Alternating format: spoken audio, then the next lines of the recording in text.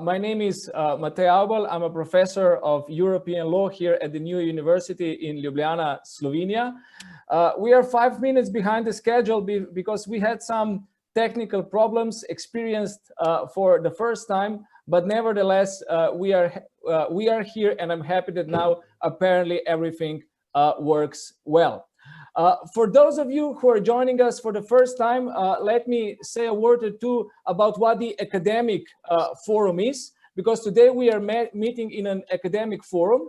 The academic forum is an academic intellectual initiative by the new university, which provides this academic space, a forum at which new scholarship, new ideas, new theoretical and practical social problems are discussed among the members of our university, and more importantly, by the invited guest speakers. The forum this year takes place within the framework of a research project dedicated to the integral theory of the future of the European Union, and this project is kindly supported by the Slovenian Research Agency.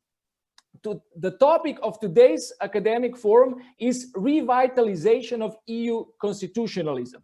And as we agreed, the point of departure of this academic forum will be my paper, which carries the same title and which will be soon also available, being published by the European Law Review. The paper has been, if I'm informed correctly, and if everything has worked out fine, also shared among those who have signed up for today's webinar. So how are we going to proceed in the next 60 minutes or so? I will first briefly introduce the main ideas of the paper, and then I will pass the floor to today's guest speakers. They will, on the one hand, engage with the paper, and on the other hand, and I think even more importantly, they will state their views on the current constitutional conditions of European integration and their potentials for the future. The audience, and I think today we have quite a big audience, we have the opportunity to raise their questions and comments throughout the session by simply typing their questions in the public chat room. And now I can get to my outstanding panel of speakers today. I'm really grateful for these three speakers for joining me today. They have certainly been the leading thinkers in the field of European law, and especially in the field of European constitutionalism. I have a pleasure to introduce you first to Gronia de Burca. Gronia is a Florence Ellenwood Allen Professor of Law at NYU School of Law in New York. She also acts as a faculty director at Hauser Global Law School and as a director at Jean Monnet Center for International and Regional Economic Law and Justice. Everyone knows Gronia, if not from anywhere else, then from her famous textbook and casebook on EU law, co-authored with Paul Craig. Then it's Neil Walker. Neil Walker is a Regius Professor of Public Law and the Law of Nature and Nations. He's coming from Edinburgh University. He's been the writer on constitutional issues in the European Union. He's been someone who has paved the way together with Neil McCormack on something which is presently called constitutional pluralism. And not the least important, Neil was also acting as my supervisor at the European University Institute. It feels like yesterday, but it's been now more than 10 years ago. And finally, here's also my dear friend, Jan Komarek. Jan Komarek is currently a professor of law at the Copenhagen University.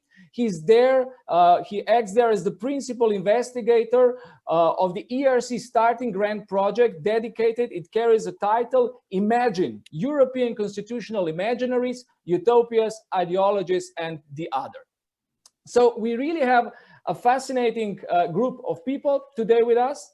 I thank you, all of you, for joining me today in these very unusual times, faced not just by each of us individually and the people all around the world, but in particular, unusual times faced by the European Union. I'm saying in particular by the European Union, of course, because it is the EU which will be the subject of our debate today. And speaking about our debate today, please allow me that I immediately proceed with my brief presentation of the main ideas, of the main thesis that I try to develop in my paper. So in my paper, I begin with an observation that the EU today, perhaps more than at any time before in its history, is faced by problems, issues, challenges, and dilemmas that are profoundly constitutional in nature. Just imagine, we have been concerned with Brexit for more than 3 years now. Brexit is about a withdrawal of a member state from the European Union. Brexit is about disintegrating. It's about reversing the trend of integration. And as such, as a withdrawal of a member state from the European Union, it touches on the very constitutional frame. It affects the body politic of European integration, which means it raises questions that are par excellence of a constitutional character.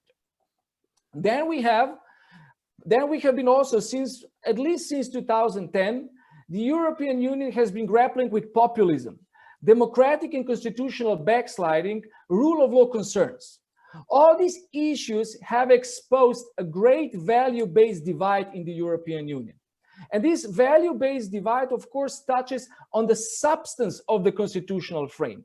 It goes down to the heart of the substantive quality of the constitutional frame, also raising crucial constitutional questions. Again, on the other hand, more than 10 years, the EU too has been caught into protracted economic crisis.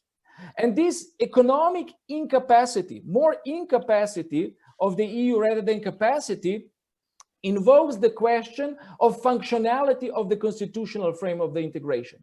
Does the European Union, in terms of output legitimacy, still deliver what it has promised to its citizens, what has promised to its constituent entities? Finally, all these issues of Brexit, the issues of the value-based divide, the problems of the economic incapacity of the EU have naturally translated also in the issues of the institutional setup of the integration. How to organize power in the EU anew so that it will be both efficient and democratically legitimate. And again, this is a constitutional question par excellence.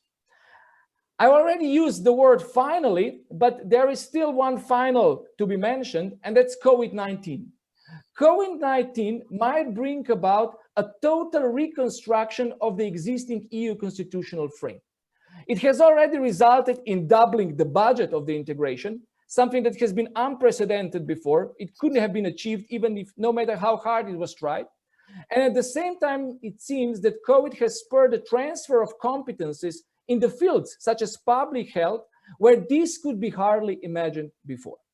So in a nutshell, to cut this long story short, my argument is that while all these challenges are profoundly constitutional in nature, they haven't been addressed as such at all. This time around in the European Union, we do not even have, as Neil once argued, the small c constitutionalism.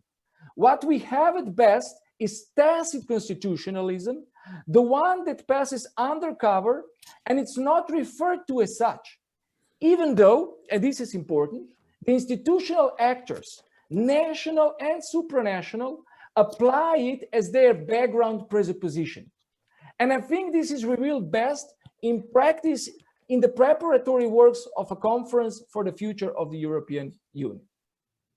So again, in a nutshell, the EU at the moment finds itself in a profound constitutional dilemma, maybe even in a profound constitutional moment, but it deliberately avoids treating this constitutional dilemma, treating this constitutional moment as such, namely as constitutional. So in my paper, then I go on and I try to explain why this might be the case. And foremost, I refer to the negative experience with constitutional treaty in 2005 and the ensuing political pragmatism which opted in the classical EU way in favor of dropping the constitutional language just to carry on in that classical tradition of political incrementalism, waiting for better times to come.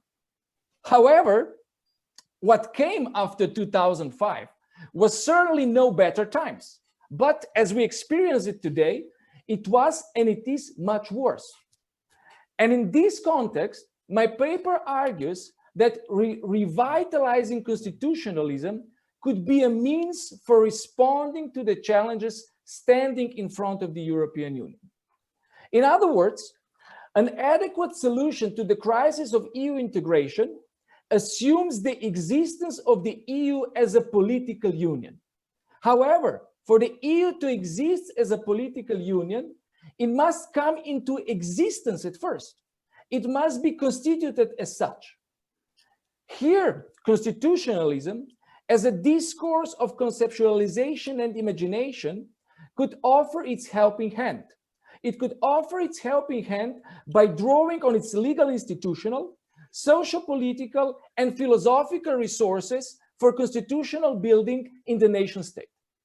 But of course, as we have learned from constitutional treaty experience, the one that was rejected, these constitutional resources from the statist environment, this container of positive things from the era of modernity that was used in the nation state building, can function in the context of a supranational polity which is not a state, as a vice and a virtue, maybe even both at the same time.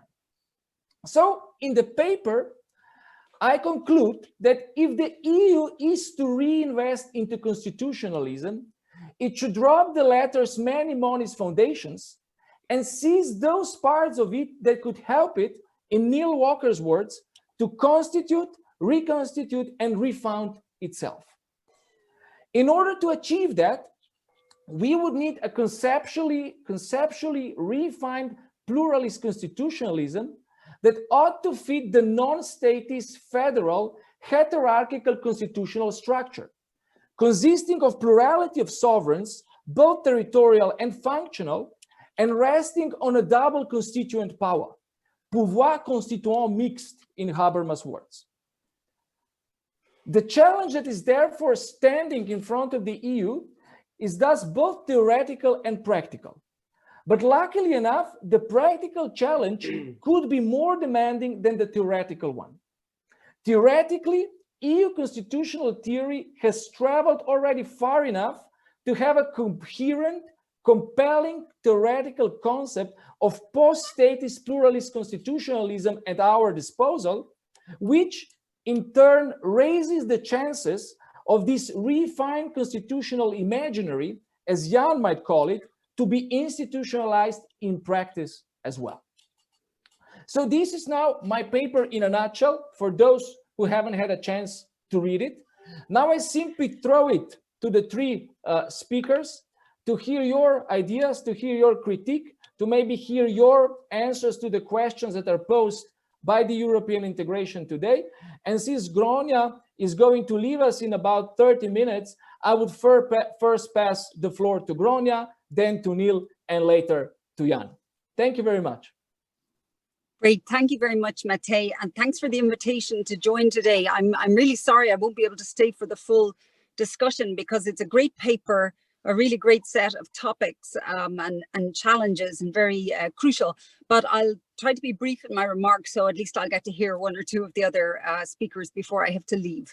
So really, if those of you who are joining the webinar haven't read Matej's paper, really you should. It's a really elegant and thoughtful paper, and I think it engages with some really important current issues. There wasn't much in your paper, Matej, that I disagreed with, particularly in terms of your tracing of the origins of constitutional discourse in the early years, the reason why it was formalized or an attempt was made to formalize it in the constitutional treaty, the failure of that attempt, and the current need for a refounding of Europe's political and constitutional settlement. But I think where I would maybe not so much disagree, but have a different emphasis is that insofar as you were suggesting that the failure of the constitutional project, big C constitutional project in the EU, was due to the US model underpinning it and the statism inherent in it, I would say that is part of the problem, you know, and I agree very much with your analysis of the need for a more pluralist constitutional vision for the EU and not this statist, monist, US modeled version. At the same time, I don't think, and I think you probably acknowledge this in the paper, that that was at the heart of the failure. It was part of the problem. It's a genuine critique and one we should think of for the future, but it's not why the constitutional project, Big C, failed at the time. So why did it fail? Well, rather than go directly into that, I believe, and that'll be part of my comments, that part of the reason it failed was it was a top-down project. And I think the risk is that if we continue to promote a constitutional settlement for the EU that takes place as or works itself through as primarily a top-down project, which I think the current conference on the future of Europe is setting itself up precisely to do again, then it will fail again. So let me backtrack for a moment. That's my conclusion, just in case I get cut off. But I think your diagnosis is right. In other words, Europe is in its polycrisis state, and this time it's genuine. It's not just a misuse or overuse of the term crisis. There are many really profound political and constitutional challenges and actual crises that have engulfed the EU, from the euro crisis to Brexit to the rule of law right now, but all the others around it, the refugee and migration crisis and so on. There are really fundamental problems roiling the EU. Now, I can imagine many observers, even knowledgeable observers, saying, well, you know, yes, these are all the big problems of Europe, but really a constitution, that's your answer? You know, these are academics, pointy-headed intellectuals coming up with that as the answer. I don't agree with that, as in I do share your view that a proper political and legal settlement for Europe that we would call a constitutional settlement is part of what the EU needs to address these multiple crises. It does need new kind of powers. It needs a new institutional framework, and it needs the legitimacy that comes with a new and more appropriate political settlement for the EU in this time. But I don't think that most people would see a constitution, what we need is a constitution, as the answer. Now, it's not because a constitution isn't part of the answer, but in a way, I think maybe it's what's key about a successful constitutional refoundation for the EU will be timing, you know, context and sequencing in some way. So why do I think that? Not so much that the time is wrong, but that the circumstances have to be different, and the context in which that process would take place and the way in which it would take place. And what I want to suggest is that there are three sort of interconnected ideas and processes that I think, and I do think there's a sequencing of kinds. I haven't thought this through fully, but I'll just throw it out there for now. One is politicization, the politicization of Europe. The other is democratization, the deepening of the democratic quality of the EU. And the third, I think, is constitutionalization. And I think we're somewhere between 1 and 2, and that until we're further down that path, that a constitutional baptism or refounding is likely to suffer the same fate as the 2004 attempt. So politicization, very briefly, you know, you guys, I'm not sure about Jan and Matej, but Neil is old enough to remember the days when we wished for the politicization of Europe, when we thought, if only you would read about the EU on the front pages. It's so technocratic, it's seen as something about fisheries and customs and nobody cares. That era is over. I think there has been a process through these years of crisis, of real politicization, where the stakes, the political stakes of Europe are clear, and people understand in the Euro crisis. It couldn't have been clearer for Greece, for Ireland, for others. The EU is at the heart of what's going on here, and we are deeply connected to it. But the other process, so the process of democratization, you know, that you don't talk a lot, let's say you talk a bit, but not a lot about democracy in your paper, but the link between democratization and constitutionalization, and these two are obviously deeply interconnected, that sense of not just do the citizens recognize the stakes, let's say that's politicization, but do the citizens recognize the EU as this is my polity, this is my government, I have a stake in choosing and reforming and saying something about this government. That's still fragile and lacking, I would say, in many respects. So, you know, the process of politicization has helped somewhat, and it's not by accident that the last European Parliament elections had the higher turnout for many years. But still, I think to launch a process of constitutionalization of a new political settlement with a constitutional framework for Europe, without there being a firmer and stronger process of democratization, I think is a mistake. And the two are linked in the way that I mentioned earlier, which is that the more a constitutional framework and settlement and, you know, equipping Europe with the right powers and the right separation and the right, you know, set of rights and so on, independent institutions, the more that's done through the Brussels machinery, through setting up this kind of conference that handpicks, you know, the right kind of civic groups around the EU for a kind of a formal and really superficial process, it will fail again. You know, and I don't want to go on too long because time is short, but, you know, if you think of successful constitutional process, what I mean by successful is those that have real momentum and are really connected, that connect the institutions with the people, like in Chile recently, even Scotland, the referendum, and even, dare I say it, Brexit. You know, here, these are processes that are rooted in real social demand, unrest, a sense that people feel a new political settlement is necessary for our democracy, for our government. The way the government currently is not legitimate, it's not right, something has to be changed.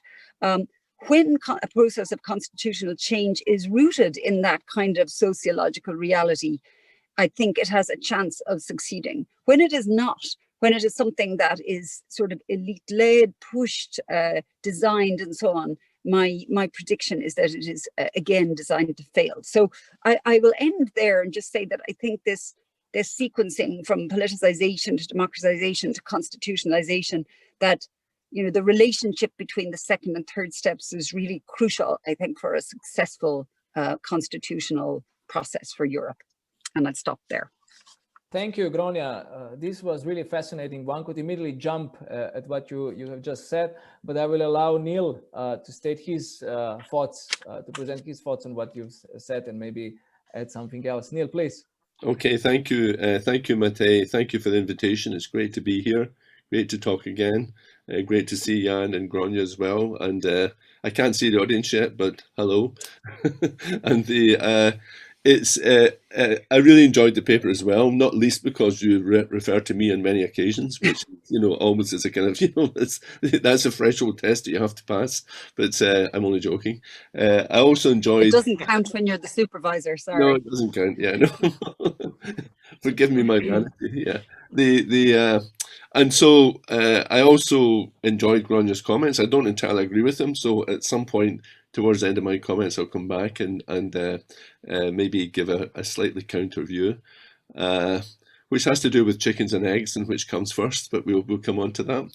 So, but let me start by saying something about Matej's paper, which I like Gronia, I largely agree with it. Agree with what Matej calls the kind of epistemic dimension of it, the idea that the notion of the Constitution and the constitutional imaginary, to use Jan's term, is wider than the statist framework. It's not, doesn't have to be confined to the notion of a state.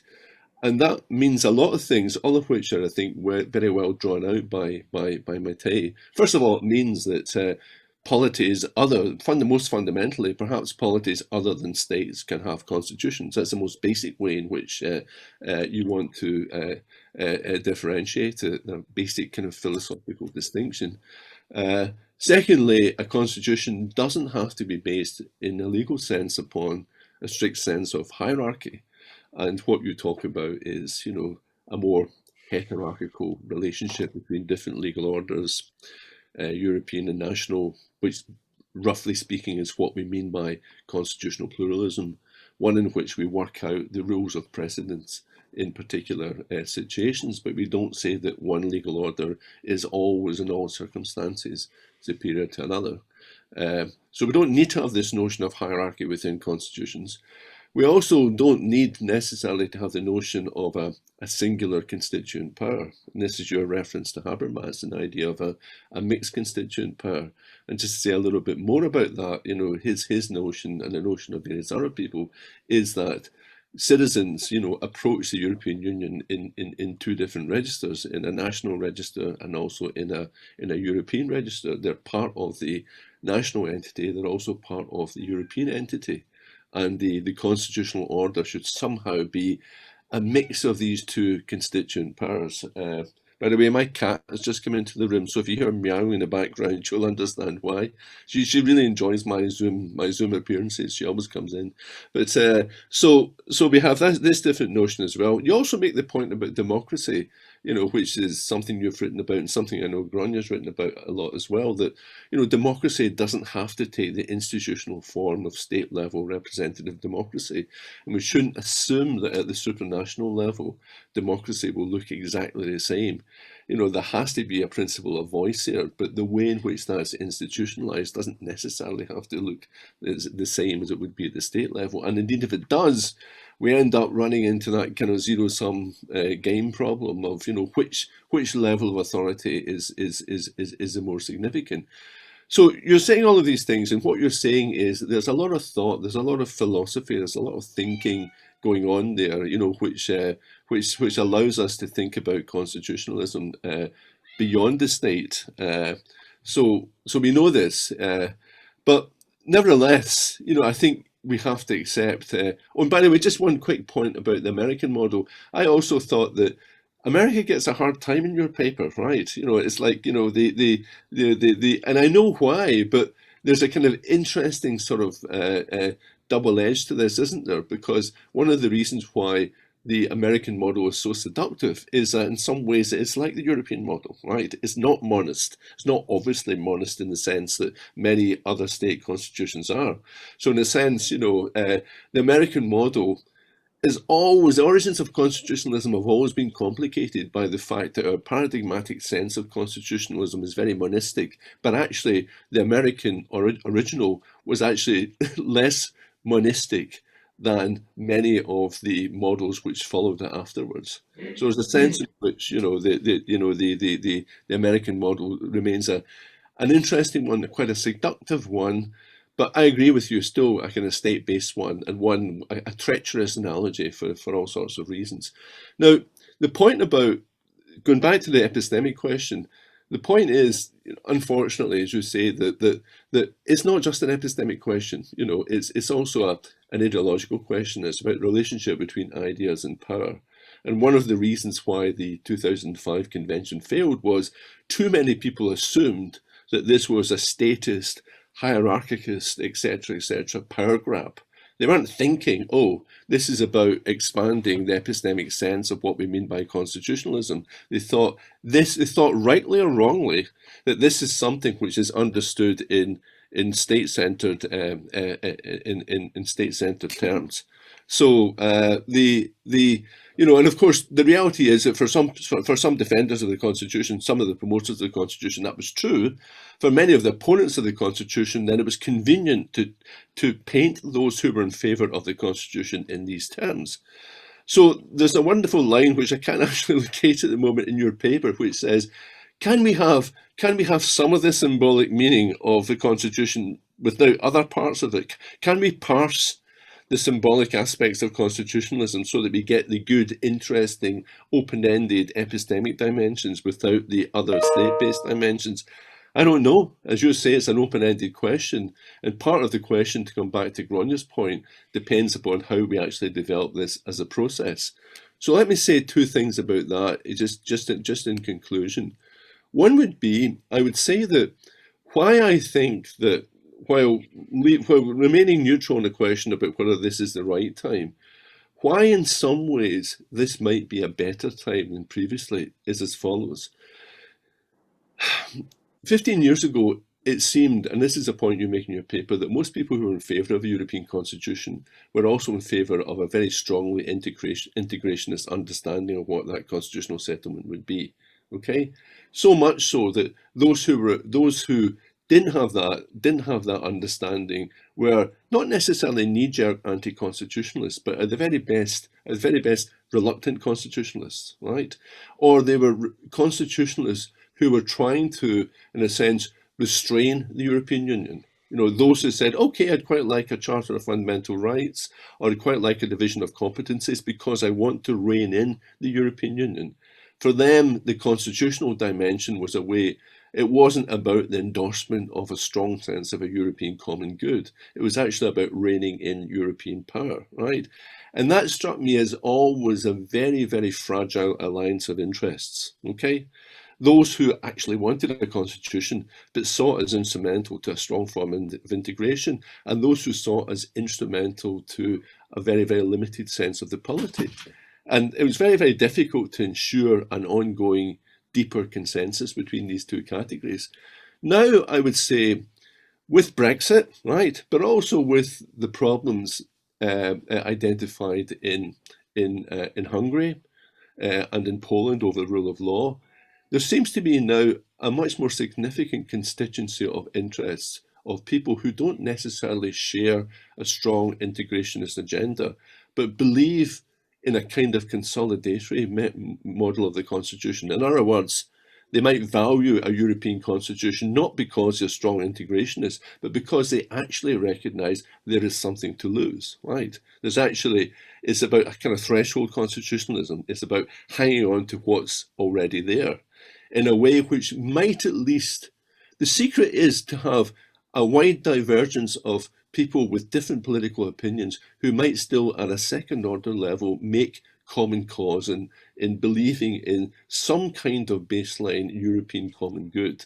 And to do that, you need people with quite different understandings, narratives of integration to find common cause in a constitutional settlement. So it might be there.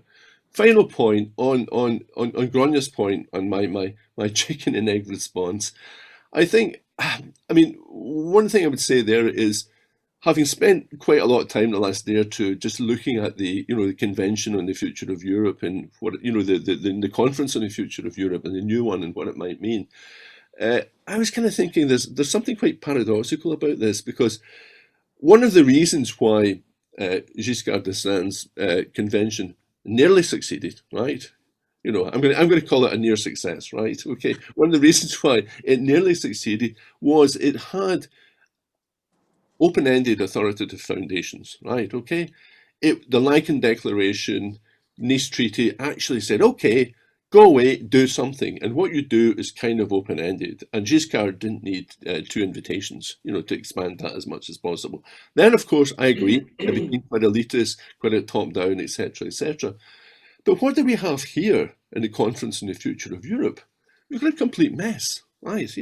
Basically we have something which comes from a range of things, comes from Macron, comes from certain civil society groups, comes from the convention, the previous the Commission's white paper on the future of Europe, etc., etc. It then gets completely stuck, right? Where people are arguing, not just because of the coronavirus, but people are arguing over who should be the leader between the 3 institutions. People are arguing about whether it should be allowed to suggest treaty reform. People are also arguing about what should happen after the process is finished. And that seems to me not to have the attributes of a strong authoritative foundation and an open-ended remit.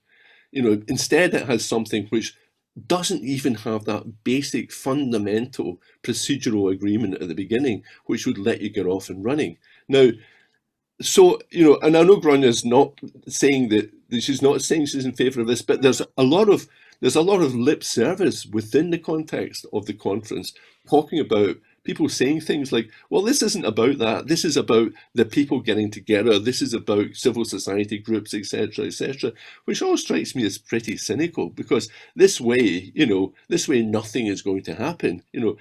As a political process, it will fail, and it may just end up as a series of talking shops. Now, I'm not saying that means that the only alternative is a constitution, but constitutionalism speaks with a more authoritative voice, right? And if you put that point together with my sense that we may well be in a set of political circumstances where there might actually be a broader set of agreements, about the need in principle to have a constitution, then you can begin to think about a constitution in more galvanizing terms. And I agree with Grania. You can't build a constitution on arid ground. I don't think the ground is entirely arid. I think it might just be fertile enough for that kind of development to take place.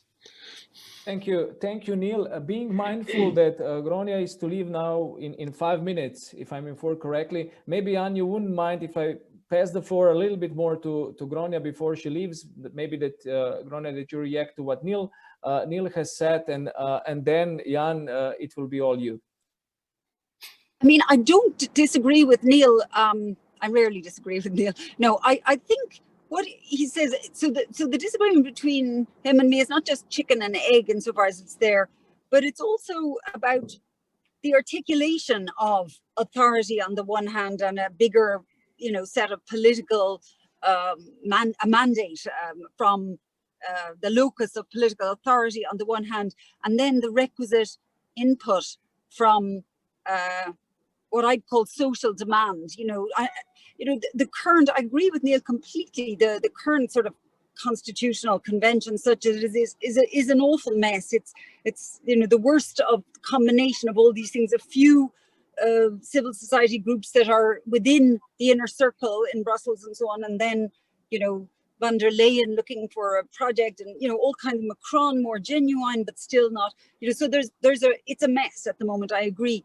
But I still feel that without that, I think there's an iteration between the locus of political authority, understood as not popular authority, but political leadership, and the social demand, as it were, on the ground. And there is a galvanizing relationship between these two. But for now, I see it as really, maybe it's not just timing, but right now the time is not right, or at least not enough work has been done, and the framework and context is not right for a process that would genuinely, I think, emerge as a healthy and dynamic one that could lead to a constitutional settlement that would be accepted. And I'm thinking always, when I say accepted, of if it did have to go to a referendum in any country, would it be accepted? I think it might be a very artificial one, but it's a good test for thinking, is this something other than another treaty that would be ratified by the states, but only if they keep it away from the people? I think a constitutional process would have to, at least in principle, pass the threshold of that could be ratified, if it were to have the kind of legitimacy I think it needs. Thank you, Gronia. Jan, so now it's your turn. Sorry for keeping you waiting. I have a sense somewhere deep down that you will be a little bit more skeptical about this entire endeavor.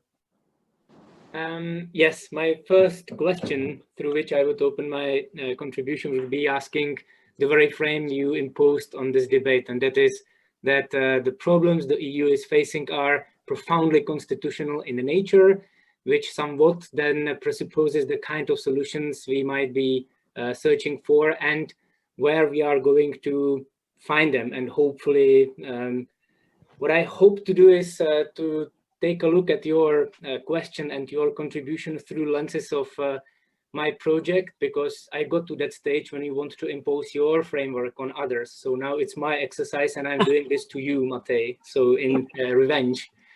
And as you said, that the subtitle of my project is about ideologies, utopias, and the other.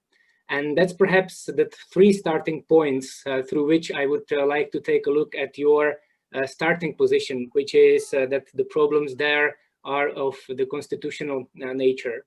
And it also relates to what Gronia and Niels have said, and possibly it might have to do with the fact that we are all primarily constitutional lawyers or possibly constitutional theorists, so we tend to look into certain places, and possibly I'm not modest enough to be trying to look somewhere else, and the place where I would like to be looking is political economy and social justice or injustice, which is produced by constitutional frameworks through which we are looking at certain problems, and also, as you said, at their institutionalizations. Now, I'm afraid I'm not going to bring any kind of proposal how these problems can be solved. So what I hope to do is to offer a way how to look at these problems. And some of them you mentioned, some of them you haven't. So you talked about Brexit and the rule of law, the so-called, I should say, the rule of law crisis in some parts of the European Union and democratic backsliding. What you haven't, I think, significantly mentioned was also the Euro crisis, which somewhere now is in background, but it doesn't mean that it might not come back, any year or any cycle of the economic policy making at the European Union level, which is then being implemented by the member states. Now, it also relates this place where I would like to primarily look for not solutions, but possibly other understandings which should be informing us as constitutional lawyers, and that is political economy. And it relates to the three kinds of processes which would be needed, which Corona mentioned: politicization, and then democratization, and in the final place, constitutionalization. And because we are younger, we didn't really live through these perfect days when everything seemed to be solvable by a constitutional convention. And if only you wrote a better constitution. And I remember there was even a project coming from Florence, which I think was called Making It Our Own. So the idea was that what they are producing in Brussels and in the convention is not good enough. So we are smarter, so let's come up with better provisions, and then we will provide a better framework for the European Union. But then what came, and I'm sure I do not want to sound as challenging too much our masters, because as we are, the generation after this process, because back then we were only PhD students. But I'm sure it didn't catch them as a surprise that politicization can be the nice thing, what we hoped for, that it will be in the newspapers, but it can be also quite ugly when it shows the divides which exist across the European Union. And it can produce a sort of political salience which is needed for politicization, because in essence, politicization is about people caring about what is going on in the European Union. And now they do, possibly a bit less, because COVID also has changed this profoundly.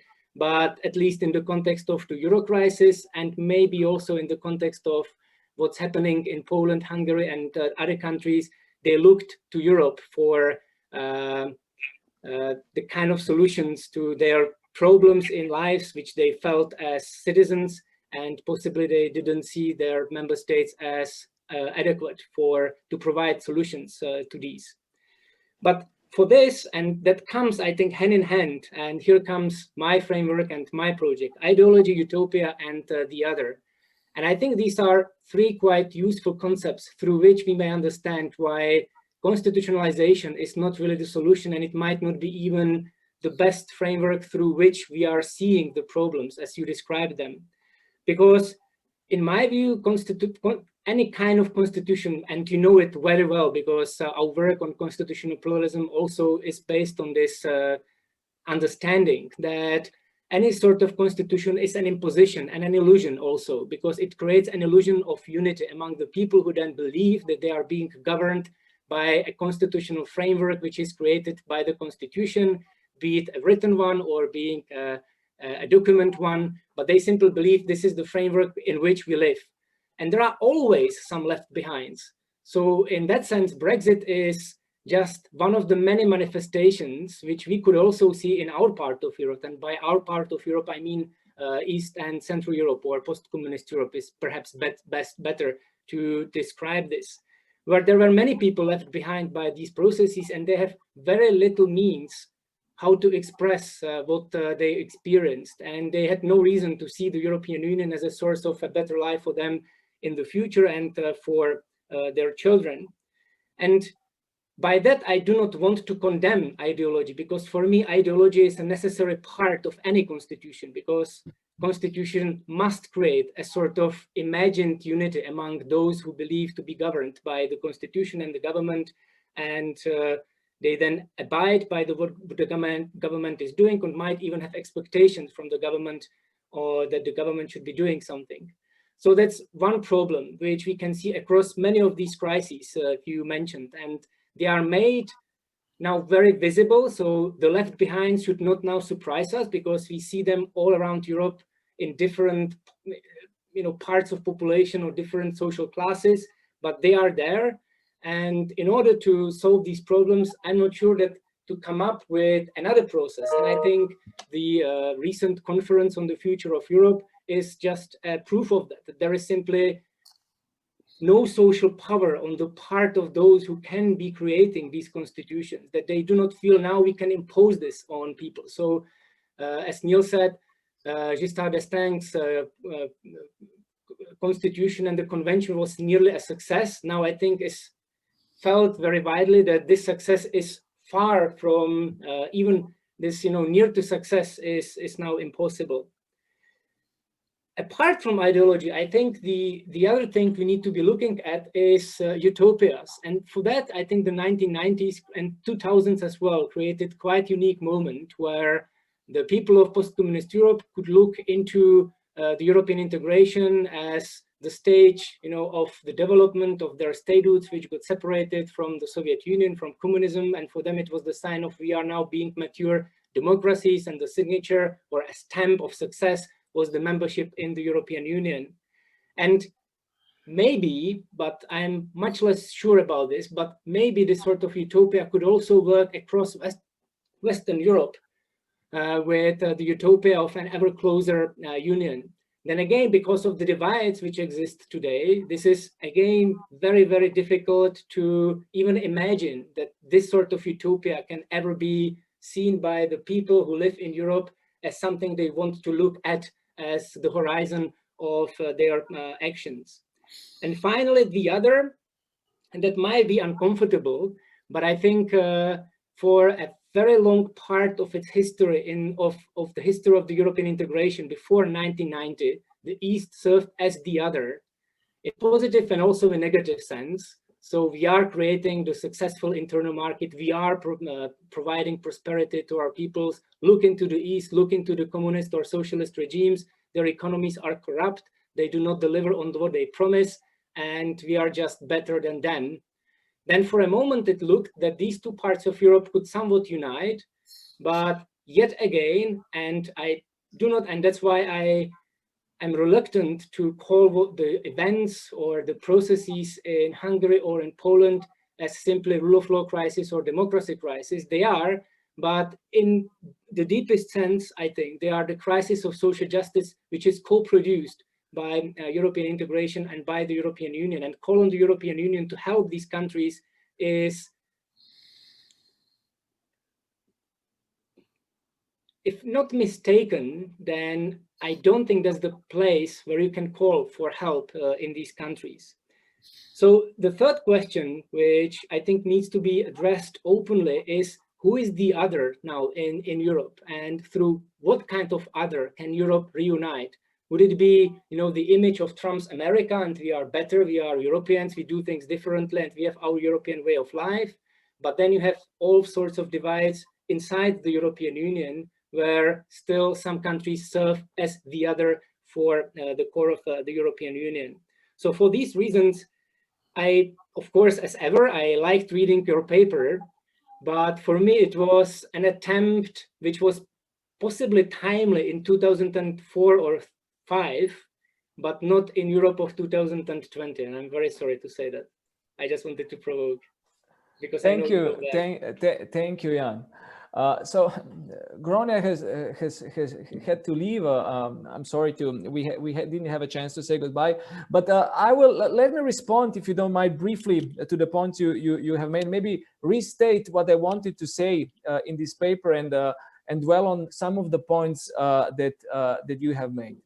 So what I'm expressing in this in revisiting my old work. Because this is indeed what this paper is also about. What I'm expressing in this paper is, in a sense, my own academic and intellectual anxiety that what is happening in the European Union is that thanks to this crisis, thanks to the many crises that the European Union has been through, and it hasn't still been true to all of them because they have been protracted, they have stayed with us, the power has migrated more and more from the national level to the supranational level. And the decisions that have been taken to address this crisis have had profound political, social, and legal redistributive consequences in the nation states, as you're Jan completely right. However, we haven't had a discourse, an imaginary, in your own words, to basically to tackle, to address these issues, even epistemically, as part of this our own collective thinking. Because what's going on currently in the European Union, that we are addressing the most acute problems, either you call it constitutional or not, but they go to the heart of the political character of the integration. We are again solving them through intergovernmental log rolling at the level of the European Council. So this is what we are left with. So we are really rolling back in that sense, or if we are not doing that, we are simply keeping in this perennial status quo with a strange functioning of the inner circle of the European integration. Again, some sort of compromises here and there, but this is creating huge impacts. It's creating a lot of negative cross-fertilization across the Union.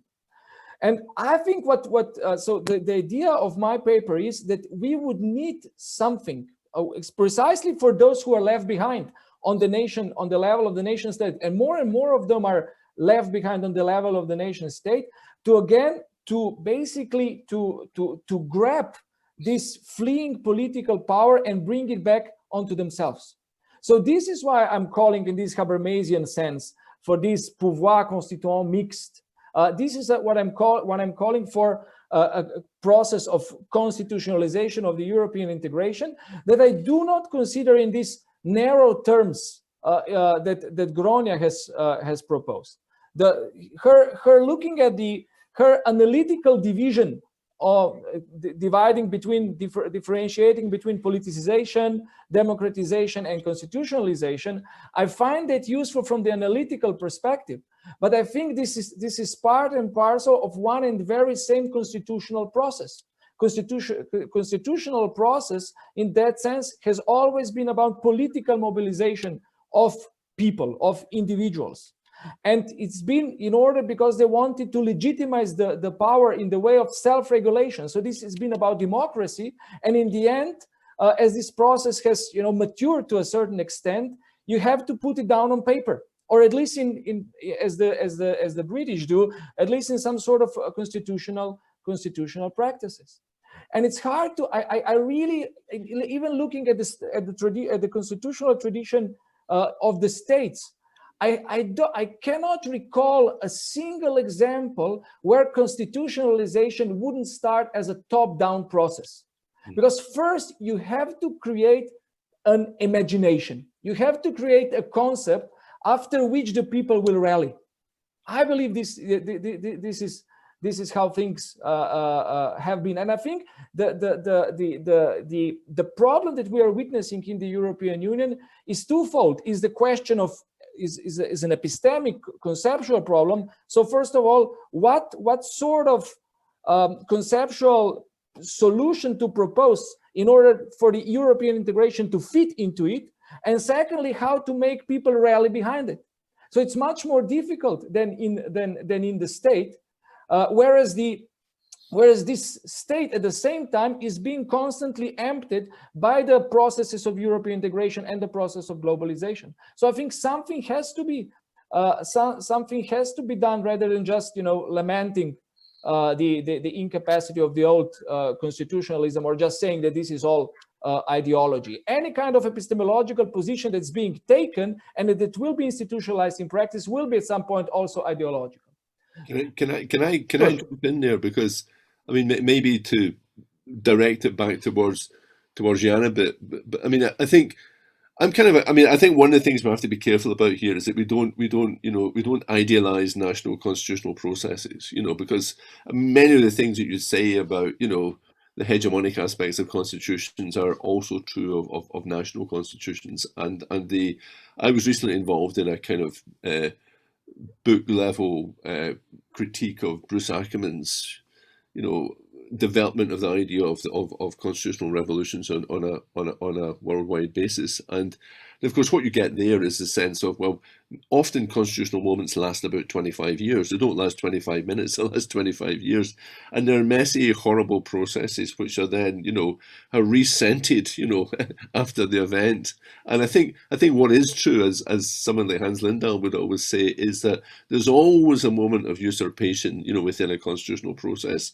It doesn't, the water doesn't just seep up, seamlessly from civil society. There's always a point where someone says, okay, what we need here are sufficient agreement on processes, constituents, debates, etc., to give the whole debate traction. And the minute you start doing that, you're always going to be in danger of excluding certain people, etc., etc. And the trick is always that should be an expansive process rather than a restrictive process. But I mean, more specifically to Jan, I think I would say that I can see two sorts of ways in which your criticism could be developed. One is to say all this constitutional stuff is just irrelevant, right? That there's all these problems going on here, and here are you guys coming along with your, with your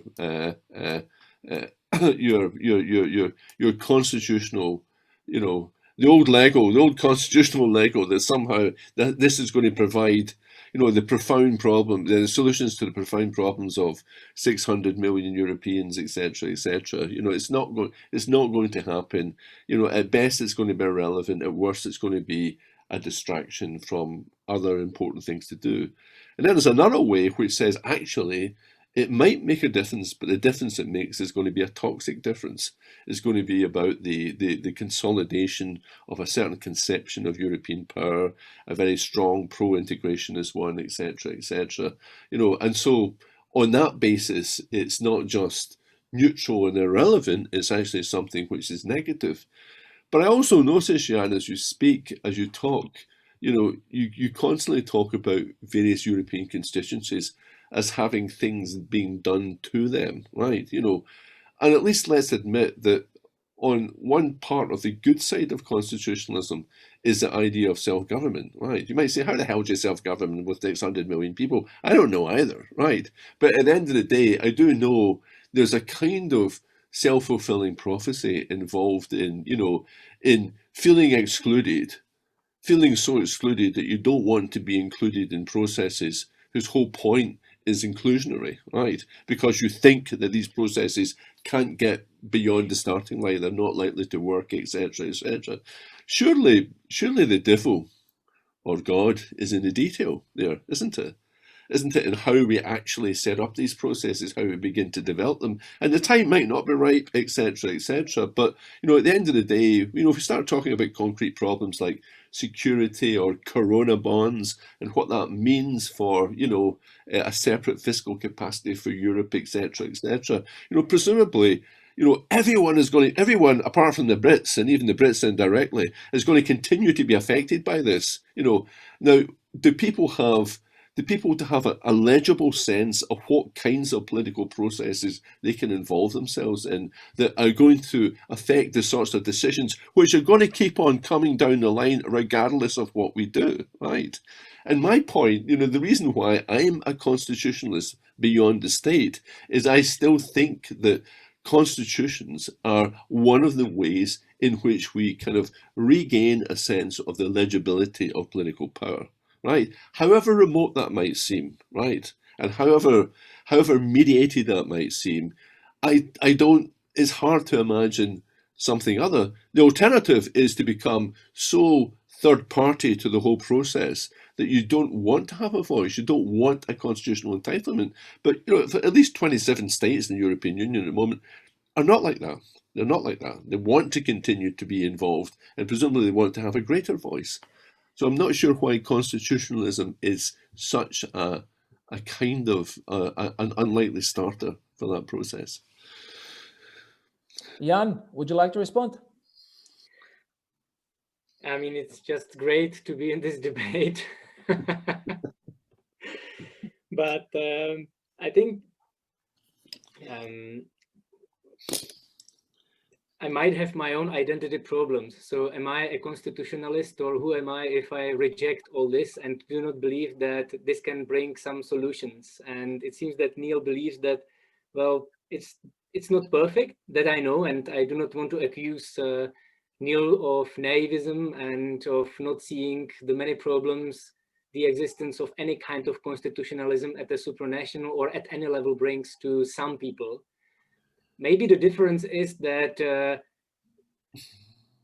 there are people who believe that this is just design problems, that we can solve them with just paying greater attention to the problems which we overlooked with the previous document, or that we just get some people who got included into the frame and all that. And I just want to go one step further, perhaps, and ask, so what if there are problems which simply cannot be solved and which are not design problems? So what are these deep assumptions of constitutionalism which create perpetual problems, which now just simply are too big to be overlooked or to be contained by any sort of ideology or a collective belief that this is somewhat all good because there is nothing better? And one such thing I have in mind a lot when I'm now thinking about European constitutionalism or any sort of beyond the state constitutionalism, and that is that it's all based on the idea that everybody has the right to move, that if you want to limit it, you do something which needs to be justified. And nobody really thinks of the right to have a fixed place in the world, which can be threatened by all this movement. And if we possibly turned around this assumption that people do not have the right to move, but to the contrary, that they have the right to a place in the world, that perhaps that's this kind of ideology I want to understand better. Maybe it is constitutionalist, I don't know. But I mean, Jan, I think, and Neil, it's not so much, it does, I think the situation, the entire problem doesn't boil down to the label constitution or constitutionalism. I think what I'm trying to say in this paper is that we are looking for something which is functionally parallel to what constitutionalism did at the level of the nation state. Yeah. So we need something. I mean, I was really critical of the 2000s development with regard to constitutionalism. People invested heavily in constitutional nominalism, but I think the essential, the problem stays the same, even if once you move from the local level to the statist level and then beyond the state, the problem stays the same. It grows worse. It gets more complicated. It exacerbates. And the idea is how to govern together so that people are still considered as free and equals. This idea of self-government in different spaces, and nowadays it's even more waxed because we are no longer governing just in territorial spaces, but also in functional spaces. So I think that we need this kind of leap of imagination to find sort of a narrative and imagination that will help us to simply to preserve the ideas of people as being free and equals. And here the EU might be still an easy case because it's still very close. It's quite similar to the state. It's still a territorial entity, but there are other entities beyond the state, like transnational actors that escape this classification. But I mean, they provoke the same kind of problems. So it's one thing is to question and to legitimately criticize the concepts with which we're dwelling on and call them ideological or utopian. But the other thing is to recognize the problem as it is. Or maybe you would argue that it's not like that because this is based on the very ideology in which from which we are proceeding, and try to find some sort of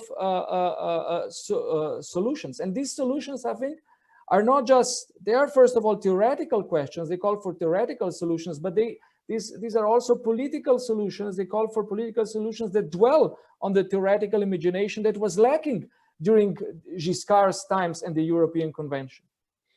I once tried to define the problem of transnational constitutionalism as a problem of finding solutions to common problems when we cannot act in common. Right. So the idea being that, a state constitution, we assume at least we have the fiction, of the the common set of problems, and then we act in common, to use Matthäi's term, as free and equals, etc., etc. Now, it seems to me that, probably if I listen to Mattei and Jan, what I can hear there is at least the echo of an older debate, right? And the older debate is the one which says, actually, it's incoherent to talk about being able to deal with common problems, when you're not doing it in common, right? And that's something which you have to somehow relocate at one level of political community. I know that's not quite what Jan is saying when he says, a sense of place, but I think it gets quite close to it, right? And I think the other model is the one that says, no, the world is such a place that we should, and here we run out of language, give up some element of our sovereignty or our holistic understanding of the polity, such that, we find common cause, we break bread together, we have a sense of a common us, also at another level simultaneously, and in a way which doesn't stand as a, isn't there as a kind of standing rebuke to, or a standing endangerment of, or threat to, the primacy of a kind of national constitutional order, right? So the idea is, can you have a type of, like we could even use the language of supplementary constitutionalism, which gives you value added in terms of the meta project of free and equal persons working together? Or is any type of supplementary constitutionalism just going to be to the detriment of the major constitutional locus, which would be the state level? It seems to me that that's where the division lies. And I tend to be on Mattei's side of that division, even though I think Mattei may have moved in the last 15 years. And I'm not sure you were on that side 15 years ago. Or if you were, you would not have so easily accepted the constitutional vernacular as a way of understanding that supplementary form of politicking. Whereas I suspect that Jan is moving to the other side of that division. You're absolutely right. And since we're slowly running out of time, let me travel back 15 years ago and compare those times and raise a question of, in light of those times, and those times were really full of optimism. These were good times. If you remember the beginning of 2000s, a lot of optimism around the enlargement. The European Union was about to even constitutionalize. So there was huge optimism. And since then, we have seen sort of maybe the language will be too strong, but a kind of process of decadence, right? Things are in a way falling apart. We're speaking about the backsliding. There are disputes inside the European Union about the most fundamental values that are supposed to be shared and common. And I wonder, and this won't be a theoretical question, it will be sort of a political question. I'm wondering about your political, public, intellectual views, since we are talking also about the future. Where are we going next? I mean, Neil, you are now sitting in a third country. We wouldn't imagine that 15 years ago, or even 10 years ago in Florence. What else can come next? And Jan, the same question for you. Maybe first Neil, and then Jan, and then we'll have to say bye-bye also to our audience. Well, I mean, at a personal level, I feel profoundly disorientated by it, and the idea that European news, I now see from the perspective of a third country, it's very real. It really is. I mean, leaving aside Brexit, which of course is in the news all the time, actually at a very practical level, I mean, things like the new conference on the future of Europe, it's treated as a, sort of a mild curiosity in the British press at best, and I'm thinking, this is something which I was working in the engine room of 15 years ago. It seems to me bizarre, as does the sense that for many people, they don't even notice the difference, right? Which is also a point about alienation, etc., etc. I'm actually also involved in a project on utopian thought at the moment, and a very big project. And one thing I would say is that there's often utopia, or our sense of utopia, is is driven by, dystopian fears. That wherever we do, we can't go on like this. And that can be about climate change, it can be about poverty, it can be about nuclear war, it can be about coronavirus, etc., etc. And it does seem to me, which would be a much stronger version of the thesis that I gave earlier, that one of the reasons why this might be a constitutional moment is that enough people have a sense that there is something to be consolidated and retained. I think there's a deeper argument there which says that actually there is much about our present which is quite dystopian. I don't think it was wonderful 15 years ago either. I think you could see all these clouds on the horizon 15 years ago, but there's something about the moment which is actually potentially dystopian. Which might be one of the ways in which we begin to find common cause again. Now, that might be as much about what Jan says. It might be about the reconsolidation of national constitutional orders. I know that's, I'm not trying to put words in your mouth, Jan. I know that's not what you're saying, but it might as much go in that direction as the other direction. But it does seem to me, that this is a time, it's not just a time of, where we can sit back in our seminars and say there's been some lost opportunities. It's a time where we're moving very, very fast in the wrong direction. And we have to think about that very, very seriously. Indeed. Jan? Well, I am equally disoriented, even as a citizen of the European Union and not a stranger. And also as someone whose freedom of movement has been cancelled for last year. And I travel a lot, as you know, because I live in Prague and work in Copenhagen, and now everything is being done remotely. But to say something more substantive, I think also after this webinar, which was just great, it was really a great opportunity to take part in such debate. And one thing which I realized was that one thing we need to do as constitutionalists is to move from the focus on process, where we avoid talking about substantive questions, which we then tend to leave to someone else who understands them better. So questions of the design of the market, also the climate change and what the union and other organizations can do in order to address this. So to just try to think about, and I know I now sound like another constitutionalist populist, because I will just say that we need to listen to what people's problems are. And that's horrible to say that this way. But I'm just thinking of a better way how to put it, that I think there was enough of proceduralization that when you read, and you mentioned Habermas, for example, and he talks a lot about different kinds of procedure, discourse, and everything. And there is much less talk about the sort of divides I mentioned, and you mentioned also when you talked about the crises.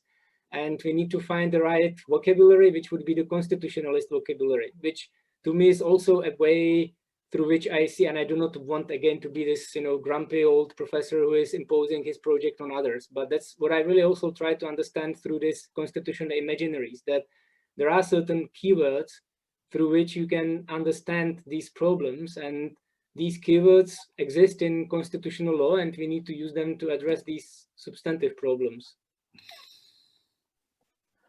Thank you. Thank you, Jan. I never thought of Habermas just as a proceduralist. I always thought that Habermas and Dworkin and the likes have always existed in the best constitutional tradition in the importance of reason giving. And if anything, I think this webinar today has been about reason giving. And if there was more reason giving in the European Union, if there was more dialogue, listening and hearing to each other, I think we could also be on the way to a better Europe, whatever that would mean. And eventually it would be to the people to decide. I thank you to all my three speakers. Gronia had to leave a little bit earlier, so I thank in person to Neil and to Jan, my dear colleagues and friends. It was great seeing you after such a long time. I hope that when this COVID nightmare disappears and I'm able to travel freely, even outside of my tiny Slovenian municipalities, we will meet somewhere in person. But until then, I wish you and to my colleagues in the audience very nice holidays, a happy, very Merry Christmas, and a very happy and healthy New Year. I hope it really be a different one than this one. This one will be a new year, a year to remember, but I'm really looking forward to a different one next year, to I would like to go back to the old normal, and I'm sure you would like to go there too.